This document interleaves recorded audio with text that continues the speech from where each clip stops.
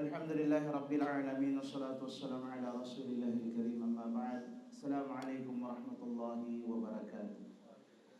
Alhamdulillah, purihin natin ang dakilang Allah subhanahu wa ta'ala at tayo ay magpapasalamat sa Kanya sa lahat ng mga biyaya na ipinagkaloob sa atin ng Allah subhanahu wa ta'ala.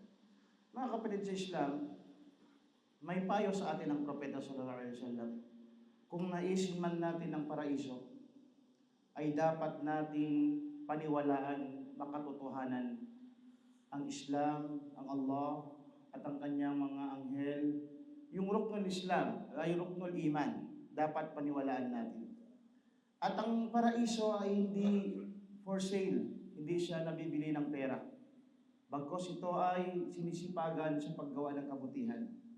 Sinabi ng Propeta sallallahu alaihi wasallam, "Ala la tadkhulul jannata hatta tu'minu, wala tu'minu hatta tahabbu. Awala adullukum ala shay'in idza fa'altumuhu tahabbtum. Afshu salam bainakum." No? Sabi ng Propeta sallallahu alaihi wasallam, hindi kayo makapasok sa paraiso hanggat kayo hindi makatotohanan na mananampalataya.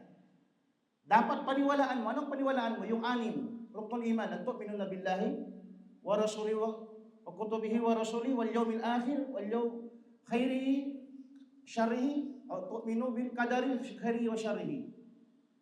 Yung ruknul iman na anim, dapat ito'y paniwalaan ng Muslim. Ito yung sinasabi ng Propeta sallallahu alaihi wasallam, hindi kayo makapasok sa paraiso hanggat hindi kayo magiging makatotohanan o mananampalatayang totoo sa Allah subhanahu wa ta'ala.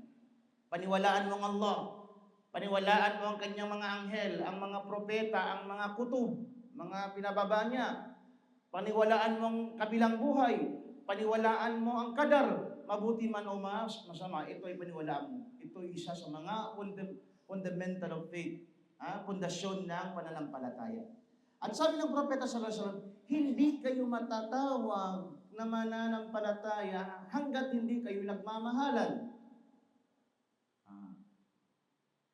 Di kayo matatawag na mananampalataya hanggat hindi mo mamahalin ang kapatid mo na tulad ng pagmamahal mo sa iyong sarili.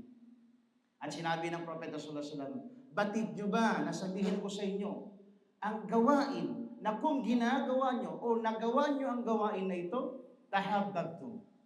Magmamahalan kayo pag ginagawa nyo ito. Sabi ng mga sahabat, anong gawain na yan? Sabi ng Propeta sallallahu alaihi wasallam, afshus salam bainakum. Magpalaganap kayo ng pagsalam sa bawat isa. Kilala mo man o hindi, isasalam mo pa rin. Katribo man o hindi, isalam mo pa rin. Mayaman man o mahirap, isalam mo pa rin.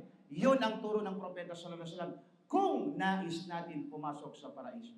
Naway, isa pamuhay natin ang katuruan ng Islam at ang sunnah ng Propeta sallallahu alaihi wasallam. Assalamualaikum warahmatullahi wabarakatuh.